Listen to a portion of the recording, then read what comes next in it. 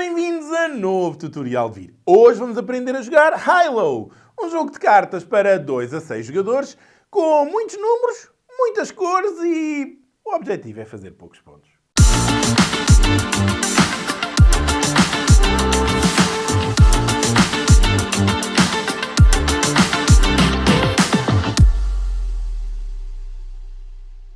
Dentro da caixa de Hilo, estes são os componentes que encontramos. Sendo este um jogo de cartas, naturalmente vamos ter diversos manuais, entre os quais um deles em português e 2 grandes blocos de cartas.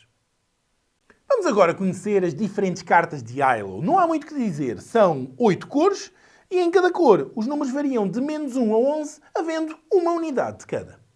Preparar uma partida de Hilo não é simples, é simplíssimo. Tudo o que temos que fazer é distribuir 9 cartas a cada jogador e dispô-las 3 por 3 à frente de cada um. Depois revelamos a carta do topo da pilha, claro que tudo isto foi embaralhado antes, e esta é a primeira carta da nossa pilha de descarte. Agora, já está preparado, vamos começar a jogar. Cada jogador revela ao mesmo tempo 2 cartas. A escolha é puramente independente, o jogador não tem que virar as mesmas posições que os outros, não há necessidade de ser na mesma linha, na mesma coluna, delas tocarem quaisquer 2 cartas. Vamos virar 2 do nosso jogo. Ora, temos um 8 e um -1, portanto temos uma soma de 7. Este jogador à nossa esquerda vai virar também quaisquer 2. Ora, 3 e 9 soma 12. Este jogador também vai virar 2. Ora, 11 e 1 também é 12, portanto temos 12. Em caso de empate, vai começar a jogar o jogador que tem a soma mais alta e é o mais jovem. Neste caso, vamos imaginar que é o jogador à nossa esquerda que é o mais jovem. Ele já lá tem aquelas 2 e aquela carta que está ali é muito apetecível. Muito apetecível porque em Hilo o objetivo é sermos a pessoa que tem menos pontos quando alguém já tem 100. O jogo pode durar mais ou menos rondas, mas à partida são várias rondas. E em cada ronda anota-se a pontuação e no momento em que alguém atingir 100 pontos, nesse mesmo momento, a pessoa que tiver menos pontos é quem ganha. Como é que vamos fazer pontos? No final da ronda, todos os números que estão à nossa frente são os pontos que fazemos. Ora, se o objetivo é fazer menos pontos, queremos ter números baixos. Ou, se possível, menos cartas. É isso que vamos ver com este jogo. E por isso é que aquela vermelha é tão interessante. Porquê? O jogador já lá tem uma vermelha e cada vez que o jogador, na mesma linha, na mesma coluna ou em diagonal, tem 3 cartas da mesma cor, elas simplesmente somem-se todas. O que é que o jogador vai fazer? Vai dizer que quer a carta da pilha de descarte e vai descartar uma carta. A carta que ele quer descartar é a carta que está na posição onde ele quer colocar aquela. Como ele quer colocar aqui, não há qualquer necessidade de ordem numérica, esta carta é descartada. Portanto, neste caso, temos um 3 e o 2 já foi fora. Joga este jogador. Ele agora tem 2 escolhas possíveis. Ou ele escolhe a carta da pilha de descarte, ou, se ela não interessar, a carta do topo da pilha. Depois de escolher a do topo da pilha, há outra vez 2 escolhas. E são só estas 3 hipóteses que há no jogo. Mas ele agora tem aqui uma decisão muito interessante. O roxo, de facto, não lhe interessa. Não lhe interessa porque vermelho e azul eram as cores que mais lhe interessavam, pelo menos por agora. Mas aquele 2 é só um 2, ou seja, se eu neste momento substituísse o 11 pelo 2, eram 9 pontos que ele potencialmente no fim vai fazer, que nem lhe interessam nenhuma a fazer, e ele podia mandá-lo já embora. O jogo está ainda um bocado embrionário e, de facto, aquela vermelha, com outro jogador que joga antes dele a fazer vermelhas, pode até nem ser a coisa mais interessante. Mas a verdade é que se este jogador concluir a linha vermelha, as cartas vão para a pilha de descarte. E indo para a pilha de descarte quer dizer que na vez dele ele vai poder pegar uma vermelha. Portanto, há aqui uma decisão muito equilibrada a tomar. Este jogador opta por não ficar com aquele 2, que era de cima. Sem um 7, também não é bom. Mais uma vez, ele pode substituir esta carta pelo 7 e esta vai para a pilha de descarte, ou esta pelo 7 e vai para a pilha de descarte. Outra coisa que ele pode fazer é substituir qualquer uma das ocultas pelo 7. Mas essa decisão tem que ser tomada antes de ver qual é a carta que está a substituir. Portanto, o jogador ou fica com o 7 ou manda fora. Diria que não é uma cor que temos. E 7, numa variação que vai de -1 a 11, até é da parte mais alta. Então ele não a quer, manda fora. E agora vira uma das suas. Ele vai revelar uma das suas, imaginando que revela esta, um 0. Escolha ótima, infelizmente não é nem azul nem vermelha, porque isso sim seria proveitoso. Atenção que uma vermelha aqui não tem nada de proveito, mas ali até seria interessante, porque a diagonal também vale neste jogo. Jogamos nós. Ora, aquele 7 também não nos diz nada, ainda por cima o número é altíssimo, queremos virar a carta de cima. Um 9, pior ainda, também não vamos querer, mandamos fora e agora revelamos uma. Ora, vamos levar esta, que sorte! Uma carta laranja, não é o 11 que é uma sorte, até é um azar. Mas, pelo menos, é uma cor e vem num caminho correto. Então vamos a isto, joga ao próximo jogador. Aquele 9 não lhe interessa, virem ao -1. -1 é sempre a carta mais interessante, até porque ela vai reduzir a soma dos pontos. mas era mais interessante ainda se fosse uma carta roxa ou especialmente se fosse uma carta vermelha. Portanto, este -1, o jogador até vai ficar com ele e envia esta embora. Vamos ver se não fizemos uma má decisão. Não fizemos, não senhor. Aquele 3 foi embora. Joga ao jogador seguinte. Claro que os jogadores vão jogando e a decisão é meramente sua. Agora estamos a simular uma partida porque Halo é um jogo tão simples que melhor do que explicar como é que se joga é vermos como se joga. Vai este jogador jogar o 3. Mais uma vez podia ser uma carta que ele considerasse, mas ele prefere virar esta. É um 10. Não é bom por ser o 10, é bom porque é uma carta vermelha. Que pena, isto era ótimo assim, mas a decisão é tomada antes de ver qual é a carta. Portanto, se ele quer o 10 para jogar uma carta vermelha ali, infelizmente, ele acabou de enviar fora um número tão apetecível e ainda por cima a fazer enquadramento com a carta de valor 0 que estava lá em baixo. Jogamos nós, este 1 é muito interessante, porque temos aqui um 8. Como estamos a fazer esta linha, jogar aqui não será a melhor coisa, porque uma anula a outra e a diagonal também não. Portanto, podemos revelar esta. Ah, que pena! Não é por ser um 9, mas uma roxa, se temos jogado ali mais tarde, noutra jogada, a reativássemos, automaticamente essa linha ia desaparecer do nosso jogo. Mas já vamos ver isto, certamente. Ora, um 9 para aquele jogador é interessante pela cor. Ele joga aqui e vamos ver o que é que ele deita fora. Deita fora um 9 também, mas azul claro. Aquele jogador não quer um 9 azul claro, vira uma carta, o 11 ainda menos ele quer. Vamos ver se tem sorte e se é uma vermelha que está aqui. Há alguma probabilidade, há 8 cores, portanto diria que uma em cada 8 cartas seria vermelha. Vamos ver, não é verde clara.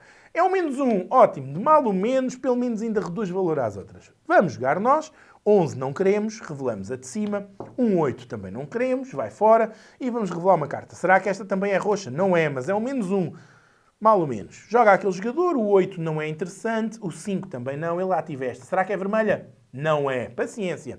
Joga ao próximo jogador e este 5 é muito interessante. Ele vai optar por substituir esta e vai ficar aqui com uma hipótese de reduzir de uma forma ou de outra. Era um -1, ainda por cima era roxo. Paciência, em Halo muitas das vezes arrependemos das decisões que tomamos, mas seja como for, já está.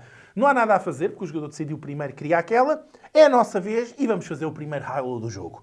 Vamos substituir este -1, uma carta que ainda por cima era tão interessante, mas conseguimos ver livres deste 8. Ora, o -1 é o topo da pilha de descarte, mas agora vai levar mais cartas em cima. Portanto, mesmo que este jogador tivesse interesse no -1, nem era o caso, ele não vai poder tomar, porque agora vai ficar com as nossas, que vai custar ainda mais. Como se faz um Halo?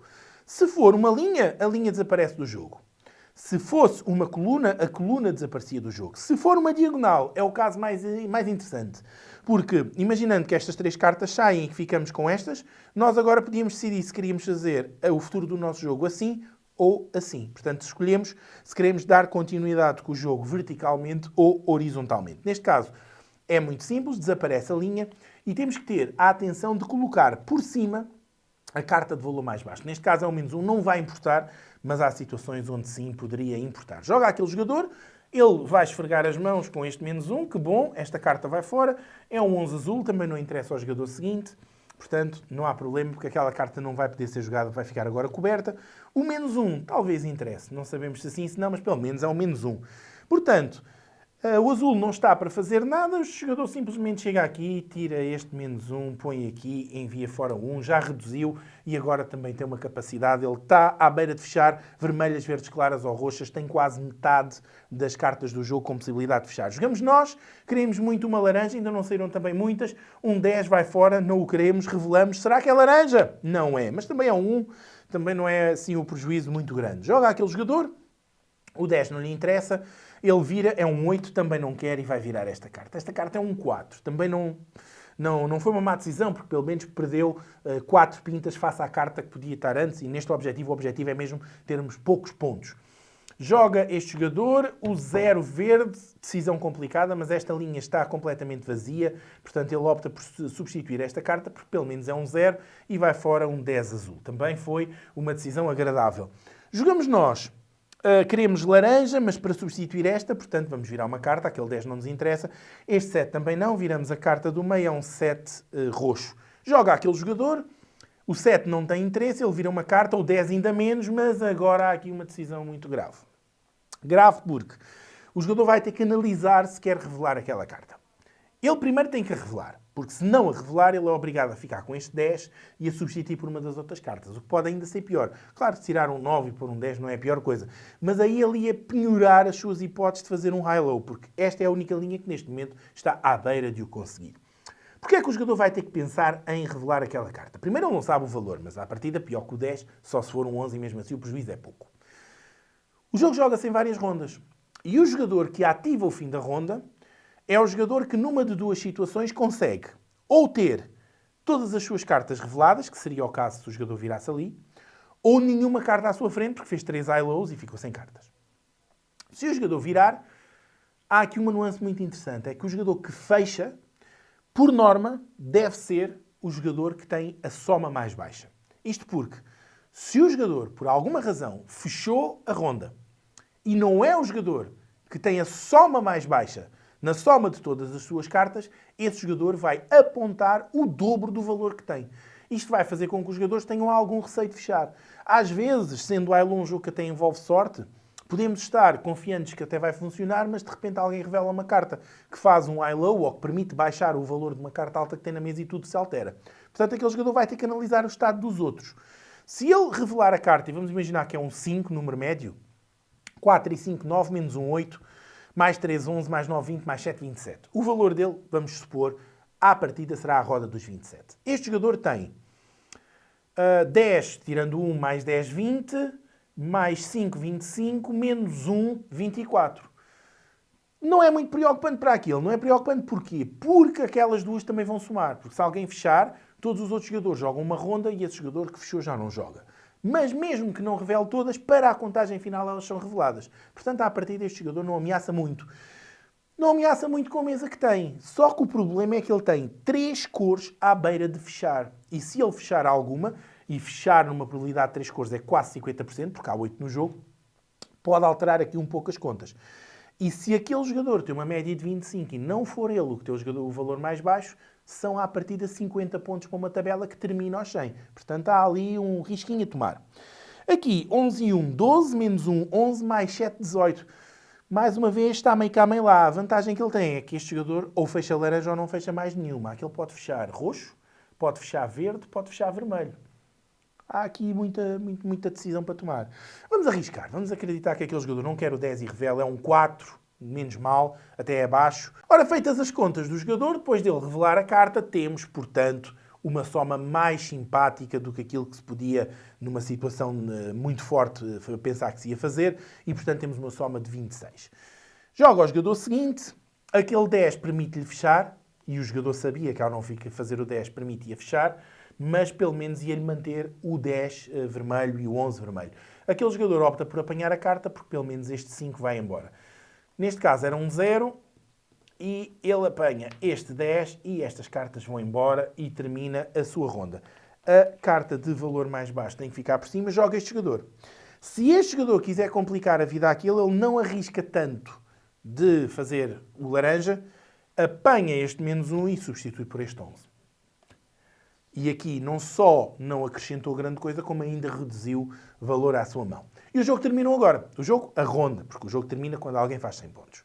Aquele jogador ter feito 2 vermelhos assim não dá valor nenhum, porque tem sempre que ser com 3 cartas que fazem os high-lows. O tal horizontal, vertical ou até a diagonal. Somando os pontos, já vimos que aquele jogador tem 26. Este ainda não sabemos muito bem.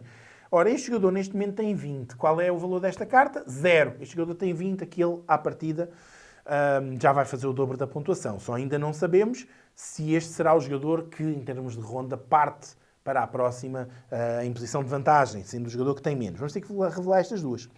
Um 9 e um 7. Portanto, à partida, aquele consegue ser o jogador com a quantidade mais baixa. Vamos somar. 7 e 7 são 14, mais 9, 23, mais 1, 24... 24 menos 1 e menos 1, 22. Portanto, este jogador soma 22, este jogador soma 20 e este jogador, infelizmente, com os seus 26 a dobrar, vai pontuar 52. Anota-se a pontuação, embaralham-se as cartas, faz-se uma nova ronda, mais rondas e mais rondas se necessário, até que algum jogador atinja 100. Nessa altura, como já dito antes, quem tiver menos pontos é o vencedor do nosso high-low. Foi novo tutorial de vir. Agora já sabes jogar Hilo, um jogo de cartas muito simples, rapidíssimo de jogar e perfeito para juntar diferentes gerações numa mesa de jogo. Especialmente porque, além das regras serem poucas, o jogo é muito colorido e permite partidas até 6 jogadores. Esperamos que tenhas gostado deste tutorial. Se foi o caso, já sabes, comenta, deixa o teu like, partilha o vídeo e se ainda não subscreveste, subscreve a Devir TV Portugal para ficares a par de todos os conteúdos. Enquanto os preparamos, boas gatanas!